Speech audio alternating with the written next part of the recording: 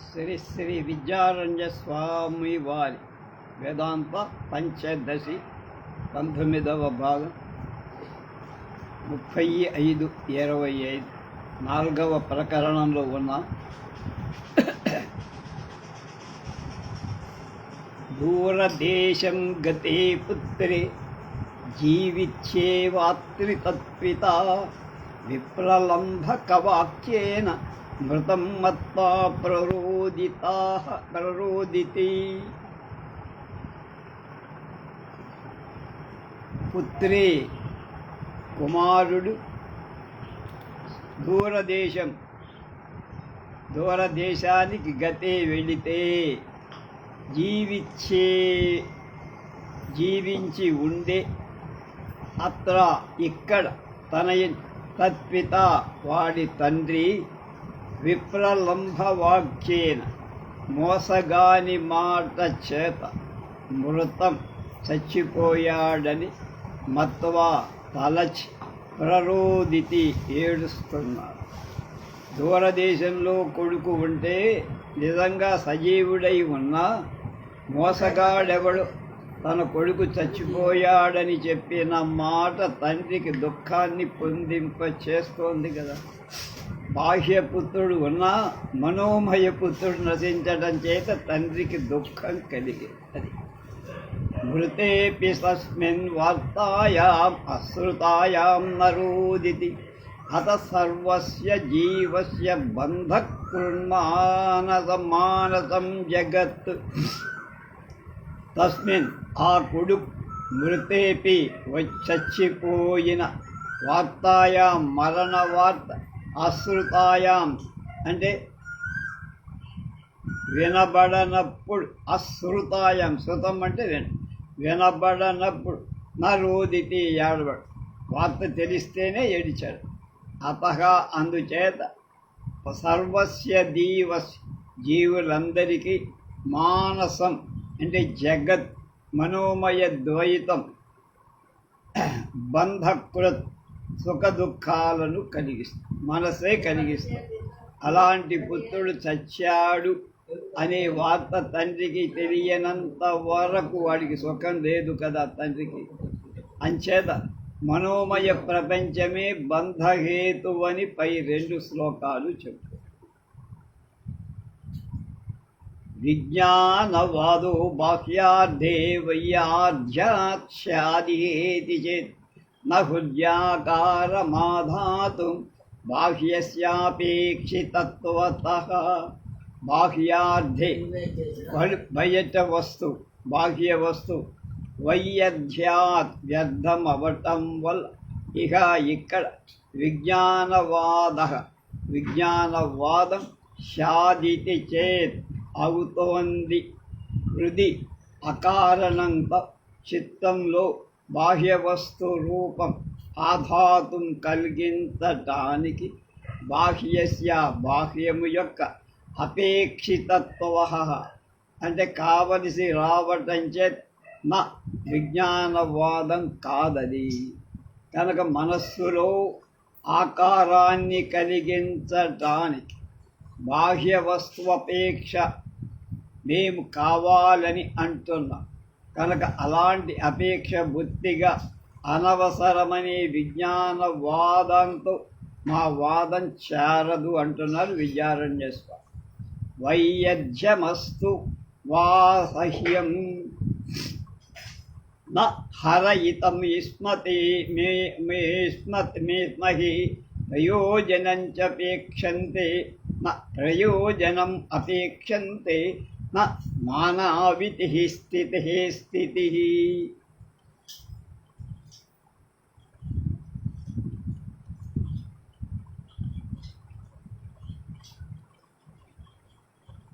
వైయధ్యం అంటే వ్యర్థత్వం వస్తువు అగుగా బాహ్య పదార్థాన్ని వారయితం నివారించటానికి సస్నేహ అంగీకారం తండ్రి అంగీకరింపం. మానాన్ని అంటే మానం అంటే ప్రమాణం మొదలైనవి ప్రయోజనాన్ని నా అపేక్షంతే, మేము కోరం అపేక్షించం. ఇది ఇలా స్థితిర్హి శాస్త్ర నిర్ణయమే కదా. విజ్ఞానవాదుడెప్పుడు బాహ్య వస్తు స్థితిని ఒప్పుకోరు. మేం బాహ్య వస్తు స్థితి వ్యవహార కాలానికి భేదం కలది. ప్రయోజనం లేనంత మాత్రం చేత వస్తువే లేదని చెప్పడం శాస్త్ర విరుద్ధం. వస్తు సిద్ధి ప్రమాణాలను అపేక్షిస్తుంది కానీ ప్రయోజనాన్ని అపేక్షింపదని శాస్త్ర నిర్ణయమే కదా. ప్రత్యక్షాది ప్రమాణాలు చేత వస్తువులున్నట్లు తెలుస్తుండగా వస్తుస్థితిచే ప్రయోజనం లేనందువల్ల వస్తువులు అస్సలే లేవని లౌకికులు ఇతరవాదులు చెప్తారు. మేము అలా చెప్పం, అంటే అద్వైతులు అలా చెప్పరు అని. బంధశ్చేన్మానసం ద్వైతం తన్నిరోధేన భామ్యతి అభ్యసేద్యోగమేవాతు బ్రహ్మజ్ఞానేన కిం వద. మానసం ద్వైతం మనోమయ ప్రపంచం బంధశ్చేద్ బంధనమైన తత్విరోధేన నిరోధేన ఆ మనోనిరోధాత్మకమైన యోగం వల్ల కలయిక వల్ల కామ్యతి శమిస్తుంది. ఆతః అంచేత యోగమేవ మనోనిగ్రహముని అభ్యసించాలి, ప్రాక్టీస్ చేయి. బ్రహ్మజ్ఞానే బ్రహ్మజ్ఞానం చేత్ కిం ఏం ప్రయోజనం వద చెప్పవయ్యా ఓ సిద్ధాంతి. మనోమయ ప్రపంచమే బంధహేతువని అంటే అలాంటి బంధ నివృత్తి యోగాభ్యాసం చేత కలిగేటువంటి మనో నిగ్రహం వల్ల కలుగుతుంది కనుక బ్రహ్మజ్ఞానం చేత బంధ నివృత్తి అని ఎందుకు చెప్పావు? నువ్వు చెప్పింది తప్పు. కనుక బ్రహ్మజ్ఞానం చేత బంధ విముక్తి కలుగుతుంది అని చెప్పడం తప్పన. తాత్కాలిక ద్వైత శాంత అప్యాగా నిజనిక్షయ బ్రహ్మజ్ఞానం వినా న స్యాదితి వేదాంత డిండిమః.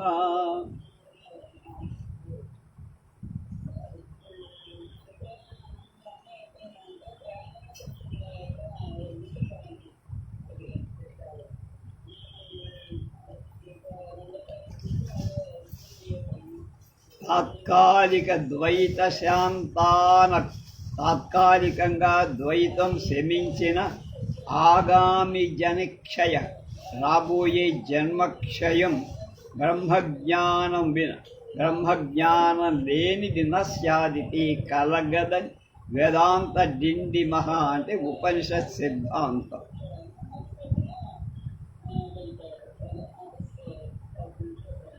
మనోనిగ్రహం చేత తాత్కాలిక ద్వైత శాంతి కలుగుతుందే కానీ తర్వాత కాలంలో జన్మరాహిత్యం కానీ బ్రహ్మజ్ఞానం కానీ లేకపోతే సాధనం తర్వాత కలగనేరదని వేదాంత సిద్ధాంతం. అంటే బాహ్య ప్రపంచ నాశం లేనిది బ్రహ్మజ్ఞాన సిద్ధి లేదని శంకించడం బాహ్య ప్రపంచంలో నిధ్యాత్మ నిశ్చయం కలిగింపజాలు, నాశనం అక్కర్లేదు అని చెబుతున్నారు. అనివృత్తేపీశ సృష్టే ద్వైతే తస్య మృషాత్మనా బుద్ధ్వా బ్రహ్మద్వయం ప్రోద్ధుం శక్యం వస్వైక్యవాదినః. ఈశ సృష్టే ఈశ్వరుడి చేత సృష్టింపబడి ద్వైతే ప్రపంచం అని వృత్తేపి నశించకపోయినా తస్య ఆ బాహ్య ప్రపంచము యొక్క మృషాత్మత మిథ్యాత్వం లేకపోబడి బుద్ధ్వా గ్రహించి అద్వయం అద్వితీయమైన బ్రహ్మాన్ని బోద్ధుం తెలుసుకోవటాన్ని వస్త్వైక్యవాదిన జీవ బ్రహ్మ ఐక్యాన్ని చెప్పే అద్వైతికి శక్యం సాధ్యం. కనుక అద్వైతంలోనే అది కుదురుతుంది, మిగతా నీ ద్వైతంలో. ఈశ్వర స్పష్టం సృష్టి అయిన ఈ బాహ్య ప్రపంచం నశించకపోయినా దానిలో నిత్యాత్మ నిశ్చయం కలిగిన వాడికి అద్వితీయ బ్రహ్మాన్ని తెలుసుకోవటానికి సాధ్యమవుతుందని అద్వైత సిద్ధాంతం. ప్రళయే తన్నివృత్తౌతు గురుశాస్త్రాజ్యభావతః విరోధి ద్వైతాభావేపి న శక్యం బోద్ధుమద్వయం.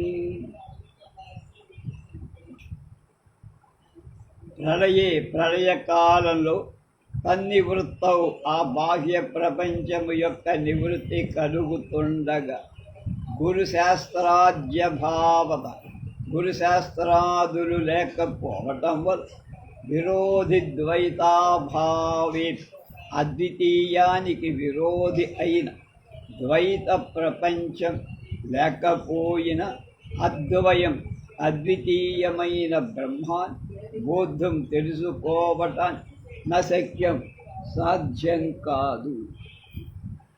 ప్రళయకాలంలో బాహ్య ప్రపంచం నశిస్తోంది, ఉండదక్క. అలాగా జ్ఞాన సాధనమైన గురు శాస్త్రాదులు కూడా లేవు, నశించిపోతాయి. లేకపోవటం వల్ల బ్రహ్మాన్ని తెలుసుకోవటానికి వీలు లేదు. అంచేత బాహ్య ప్రపంచ నాశనం చేత ప్రయోజనమేమీ లేదు.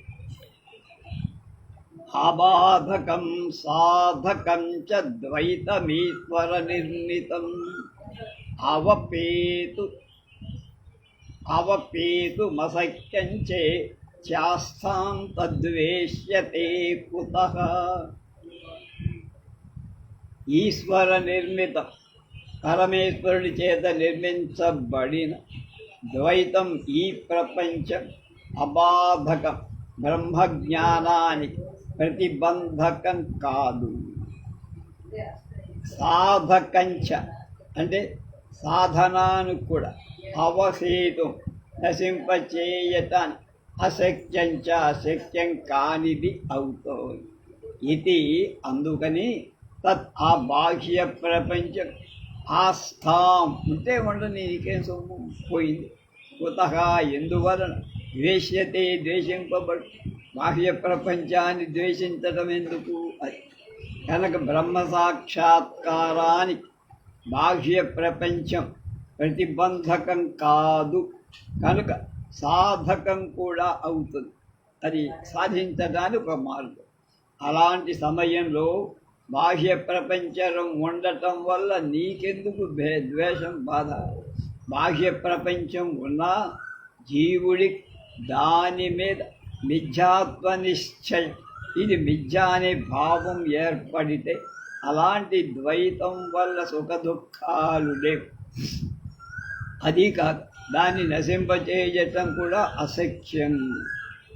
జీవద్వైతంతు శాస్త్రీయం అశాస్త్రీయమితి ద్విధా ఉపాదీత శాస్త్రీయం శాస్త్రీయం ఆతత్వస్యావబోధనాత్. జీవద్వైతంతు జీవ సృష్టి ప్రపంచం అయితే అంటే మానవ ప్రపంచం శాస్త్రీయము, అశాస్త్రీయ అంటే మితి శాస్త్ర విరుద్ధం అయ్యే ద్విధ అని రెండు రకాలు. శాస్త్రీయంగా ఉన్నది, శాస్త్ర విరుద్ధం. శాస్త్రీయమైన మానవ ప్రపంచాన్ని ఆ తత్వము యొక్క అవబోధన తెలిసినంత వరకు ఉపాదహీత గ్రహింపవచ్చు. జీవసృష్ట మానవ ప్రపంచ శాస్త్రీయమని అశాస్త్రీయమని రెండు రకాలు. శాస్త్రీయమైన దాని బ్రహ్మ సాక్షాత్కార పర్యంతం తీసుకోవాలి, గ్రహించవచ్చు. ఆత్మ బ్రహ్మ విచారాఖ్యం శాస్త్రీయం మానసం జగత్ బుద్ధే తత్వే తచ్చగేయమిది శృత్యమనుశాసనం.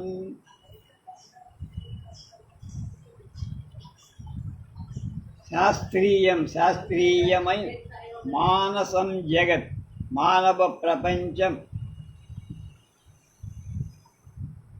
ఆత్మ బ్రహ్మ విచారాఖ్యం ఆత్మయే బ్రహ్మ అనే విచారాత్మకమై శ్రవణాదికం వినటం మొదలైన తత్వే పరతత్వం వల్ల బుద్ధే సత్ తెలియబడింది అవుతుండగా తచ్చ అశాస్త్రీయ మానవ ప్రపంచం హేయమి విసర్జింప తగింద శృత్యను శాసనం వేదము యొక్క ఆజ్ఞ అవుతోంది కదా. శాస్త్రీయ మానవ ప్రపంచం అంటే బుద్ధి చేత ప్రత్యక్షాత్మ పరమాత్మల యొక్క స్వరూపాన్ని గురించి శ్రవణ మననాదులను చేయదు. అలాంటి శ్రవణాధికాల వల్ల దాని చేత సాధింపబడే బ్రహ్మ సాక్షాత్కారం కలిగింత దాన్ని విసర్జించని శృతి చెబుతోందిగా. శాస్త్రాణ్యధీత్య మేధావి అభ్యస్య చ పునః పునః పరమం బ్రహ్మ విజ్ఞాయ ఉల్కావత్తాన్యథోత్సుజీత్. మేధావి ప్రాజ్ఞుడు శాస్త్రాన్ని వేదాంత శాస్త్రాలు ఆధీత్య అధ్యయనం చేసి పునః మళ్ళీ అభ్యస్య చ ఆవృత్తి చేసుకొని పరమం బ్రహ్మం పరబ్రహ్మ విజ్ఞాయ తెలుసుకొని అథ ఆ తర్వాత తాని ఆ శాస్త్రాలను ఉల్కావత్ కొరవి కట్టెలాగా ఉచ్చుజేత వదిలేస్తాం. కట్టె నిప్పు పంతో వైపుతో కట్టె ఆర్పేస్తాం. అలాగా బుద్ధిమంతుడు వేదాంత శాస్త్రాన్ని గురుముఖతగా నేర్చి అనేక సార్లు మననం చేసి బ్రహ్మ సాక్షాత్కారం కలిగిన తరువాత అలాంటి శాస్త్రాలని దూరం పెట్టేస్తాం. వంట చేసిన వాడు వంట పని పూర్తయిన తర్వాత కొరవులను పారేసి అంటే ఆ కట్టెలను ఎలా పారేస్తాడో ఆర్పి అలాగ శాస్త్రాధికం బ్రహ్మ సాక్షాత్కారం తరువాత వాటితో పండేది ఈ శాస్త్రాలు బయట పారేసి. గ్రంథమభ్యస్య మేధావి జ్ఞాన విజ్ఞాన తత్పరః ఫలాలమివ ధాన్యాద్ధి గ్రంథమశేషతః. ధాన్యాద్ధి అయిన వాడు ధాన్యం మొదలైన వాడిని సంపాదించాలనుకున్నవాడు తనకు అక్కర్లేని గడ్డిని తీసేస్తాడు. నూర్పుళ్లలో అవన్నీ బయట తీసేది ధాన్యం ఒకటే పోగేసుకుంటాడు. బ్రహ్మజ్ఞానం కోసం శాస్త్రాదులను పఠించినవాడు బ్రహ్మ సాక్షాత్కారం తర్వాత ఆ పొందు ఇంకా వాడికి ఎందుకు, అందుకని ఆ శాస్త్రాదులను వదిలేస్తాడు, త్యజిస్తాడు. తమేవ ధీరో విజ్ఞాయ ప్రజ్ఞాం కుర్వీత బ్రాహ్మణః తానుధ్యాయేద్బహూన్ శబ్దాన్ వాచో విగ్లాపనం హి తత్. ఆత్మసాక్షాత్కారం పొందాక అనాత్మ విషయ శబ్దాలలో ధీర ప్రాజ్ఞుడై బ్రహ్మజ్ఞాన కోరిక కలిగినవ తమేవ ఆ పరమాత్మని విజ్ఞాయ ప్రత్యేకకి భిన్నంగా అభిన్నంగా తెలుసుకొని ప్రజ్ఞాం చిత్త ఏకాగ్రత కుర్వీత పొంద బహూన్ శబ్దాన్ అనాత్మ విషయాలైన అనేక శబ్దాలను అంటే సంగతులు నానుధ్యాయేత్ అంటే చింతింపకూడదు. తత్ అలా చింతించడం వాచక ఇవాల్టికి విజ్ఞాపనం హి శ్రమ కదా, అనవసరం అయిపోయిన దానికి ఇంకా ఎందుకు ఏడుస్తుంది. ఆత్మసాక్షాత్కారం తరువాత అనాత్మ విషయక శబ్దాలలో ఇంద్రియాలను పోనివ్వకుండా ఆత్మస్వరూపంలోనే సమాధిని చెయ్య. అంటే బ్రహ్మ సాక్షాత్కారం తర్వాత అన్ని వ్యవహారాలు వదిలేయాలి. ఇక దేని మీద దృష్టి ఉండదు. తమేనైకం తన్మే వైకం విజానీధ హ్యన్యా వాచో విముంచధ యచ్ఛేద్వాన్ జననీ ప్రాజ్ఞ ఇచ్చాద్యాః శ్రుతయః స్ఫుటాః. ఏకం అద్వితీయమైనటువంటి తమేవ ఆ పరమాత్మనే విజానీధ తెలుసుకుంటూ అన్యాః వాచః ఇతర వాక్యాలను విముంచధా విడిచిపెట్టాలి. ప్రాజ్ఞ నిశ్చయ జ్ఞానం కలవ వాక్ ఇంద్రియాలు మనస్సులో మత్స్యచ్చేతి నియమించాలి. ఇత్యాద్యా ఈ మొదలైన శృతులు స్ఫుటాః స్పష్టం. ఈ విషయాలలో వేదం స్పష్టంగా యచ్ఛాద్వా జన్మసి ప్రాజ్ఞ తజ్జచ్చే జ్ఞానమాత్మని మహది నియచ్చే తజ్జచ్చే శాంత ఆత్మని అని వేదం ఇంద్రియాలను మనస్సులో వాటిని బుద్ధిలో వాటిని మహత్వంలో పై అన్నిటినీ ప్రత్యేగాత్మలో నిశ్చలంగా నిలపాలని చెబుతూ అదేవిధంగా ఇతర శృతులు కూడా తర్వాత అనాత్మ విషయక సర్వవాక్యాలను వదిలేసి జయించి అద్వితీయ బ్రహ్మాన్నే తెలుసుకోమని వేదం చెబుతుంది. అశాస్త్రీయం అపి ద్వైతం తీవ్రం మందమితి ద్విధ కామక్రోధాధికం తీవ్రం మనోరాజ్యం తదేతరత్. అశాస్త్రీయం శాస్త్రానికి విరుద్ధమై ద్వైతమ మనోమయ ప్రపంచాన్ని రెండుగా భావించే ప్రపంచం తీవ్రం మందమి తీవ్రమని మందమని అంటే స్లో అని స్పీడ్ అని ద్విధా రెండు రకాలుగా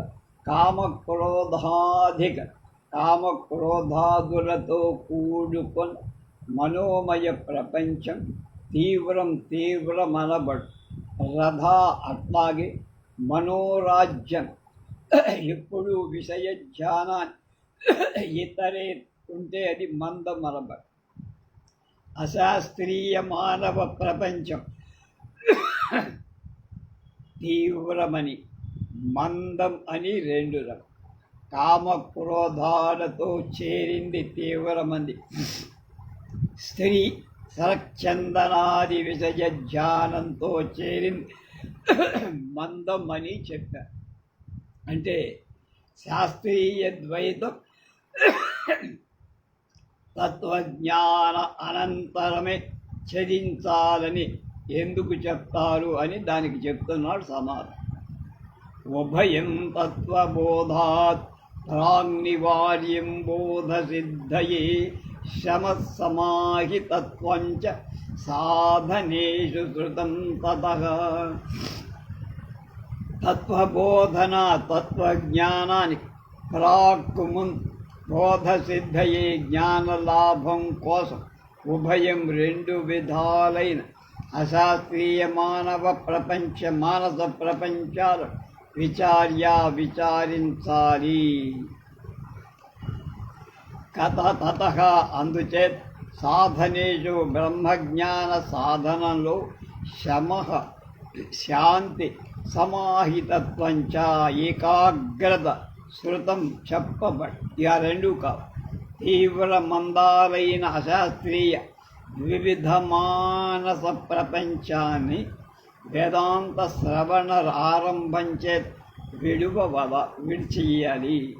ఎందుకంటే వాటిని ఛేదించకపోతే వేదాంత శ్రవణానికి అధికారం కలిగించే సాధన చతుష్టయ సంపత్తి కలగదు.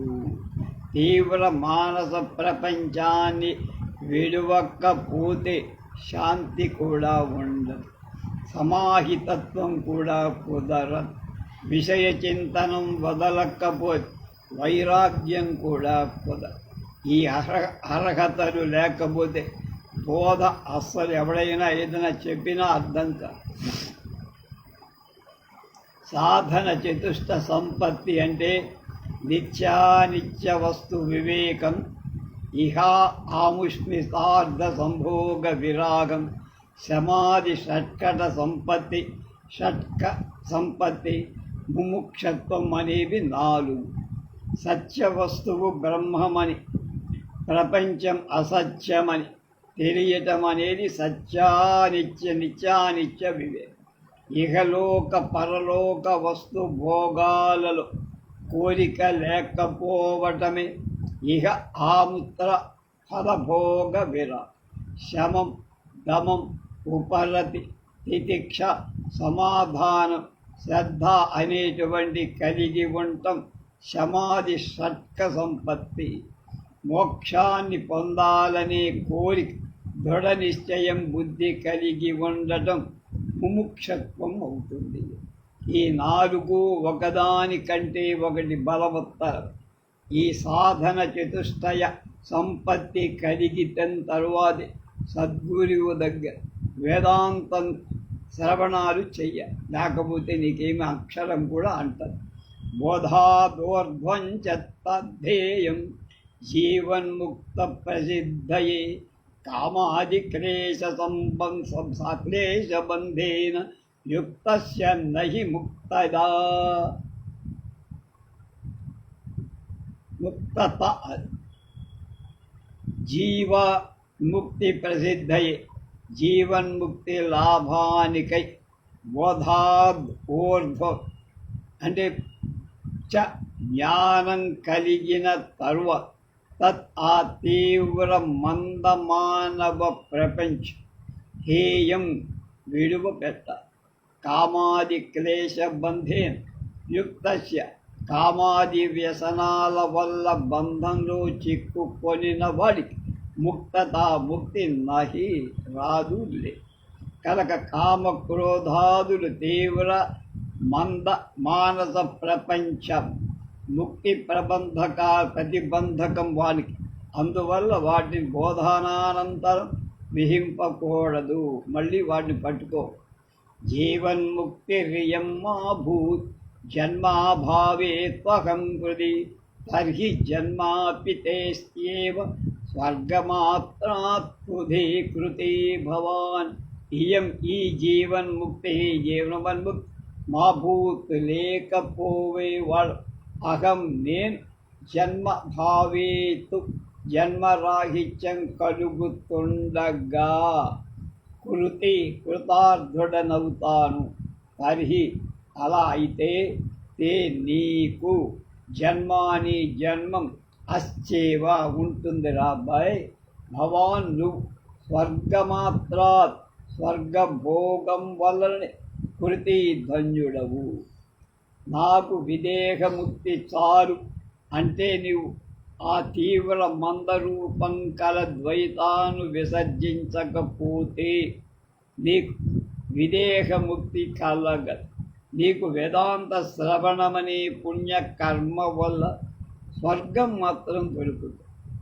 క్షయాతిశయ దోషేణ స్వర్గో హేయో యదా తదా స్వయం దోష తమాత్మాయం కామాది కిం నహీయతే. క్షయాతిశయ దోషేణ నశించటం చేత, అధికమైన దోషం చేత యదా ఇప్పుడు స్వర్గం హేయ విడువదగినదు తదా అప్పుడు దోషతమాత్మ, అధిక దోషతమ అంటే ఎక్కువ కంపారిటివ్, అధికమైన దోషమే స్వయం తానైన కామాది కామక్రోధాది వర్గం కిం ఎందుకు నహీయతే విడవతగదు. అబ్బాయి, అశాశ్వతమనే ఒక్క దోషం మాత్రంతోనే స్వర్గాధికారు హేయమైతే సర్వ అనర్థమూలమైన కామక్రోధాలను ఎందుకు వదిలిపెట్టకుండా ఉంటావురా? తత్వం బుద్ధ్యాపి కామాదీన్ నిశ్శేషన్న జహాసి చేత్ యథేష్టాచరణం తేజ కర్మ శాస్త్ర అతిలంఘినః. తత్వాన్ని బుద్ధ్వాపి ఎరిగి కూడా కామాదుల నిశ్రేయసం పూర్తిగా నపహాసి చేత్ విడవకుండా ఉంటే కర్మశాస్త్ర అతిలంఘిన కర్మశాస్త్రాన్ని ఉల్లంఘించిన తే నీకు యథేష్టాచర విచ్చా ప్రవర్తన శాత్ అవుతుంది. కనుక బ్రహ్మవేత్త అయి కామక్రోధాదులను పూర్తిగా విడవకపోతే నీవు కర్మభ్రష్టుడివై స్వేచ్ఛాచారి అయిపోతావు.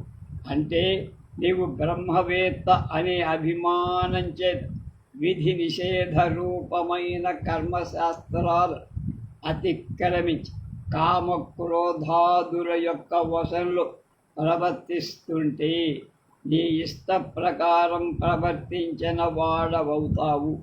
కనుక నీకు మోక్షార్హత ఉండ. మిగతా విషయాలు రేపు తెలుసుకో.